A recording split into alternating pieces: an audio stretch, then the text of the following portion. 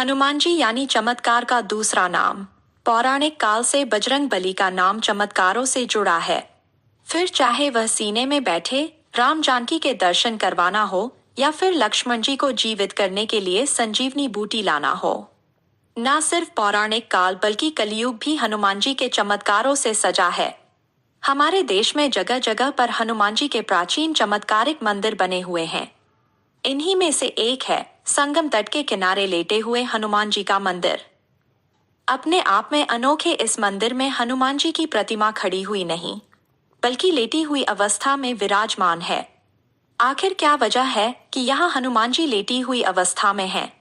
संगम के किनारे स्थित इस मंदिर के बारे में कहा जाता है कि संगम स्नान के बाद अगर यहाँ दर्शन नहीं किए गए तो स्नान अधूरा माना जाता है। ऐसा क्यों? तो आइए जानते हैं क्या है हनुमान जी की इस प्रतिमा का रहस्य और कैसे हुई इस मंदिर की स्थापना। ऐसी है यहाँ की मान्यता। माना जाता है हनुमान जी की यह विचित्र प्रतिमा दक्षिणाभिमुखी और 20 फीट लंबी है। माना जाता है कि यह धरातल से कम 6 से 7 फीट नीचे है।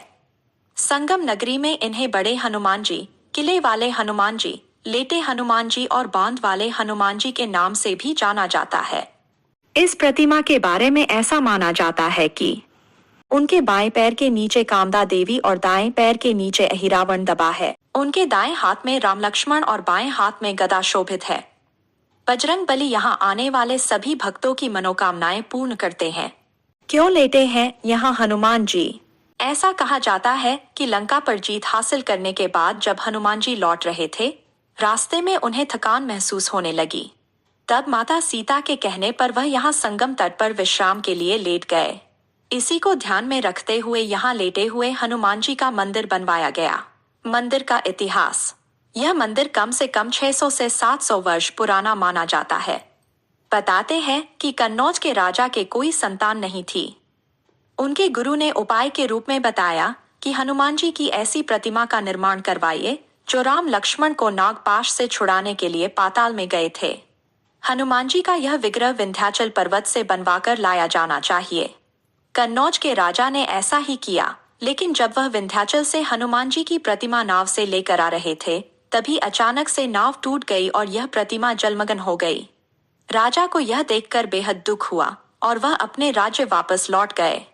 इस घटना के कई वर्षों बाद जब गंगा का जलस्तर घटा, तो वहां धूनी जमाने का प्रयास कर रहे राम भक्त बाबा बालगिरी महाराज को यह प्रतिमा मिली। फिर उसके बाद वहां के राजा द्वारा मंदिर का निर्माण करवाया गया। मूर्ति को हिला भी नहीं सके मुगल सैनिक। प्राचीन काल में मुगल शासकों के आदेश पर जब हिंदू मंदिर तोड़े जा रहे थे, तब यहाँ पर मुगल सैनिक हनुमान जी की प्रतिमा को हिला भी न सके। वे जैसे जैसे प्रतिमा को उठाने का प्रयास करते, वह प्रतिमा वैसे वैसे और अधिक धरती में बैठती जाती। यही वजह है कि यह प्रतिमा धरातल से इतनी नीचे बनी है।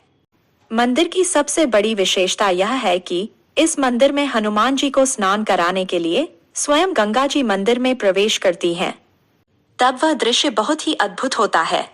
हनुमान जयंती पर यहाँ बजरंगबली की विशेष आरती व पूजा अर्चना की जाती है। साथ ही उन्हें 56 तरह के व्यंजनों का भोग भी लगाया जाता है।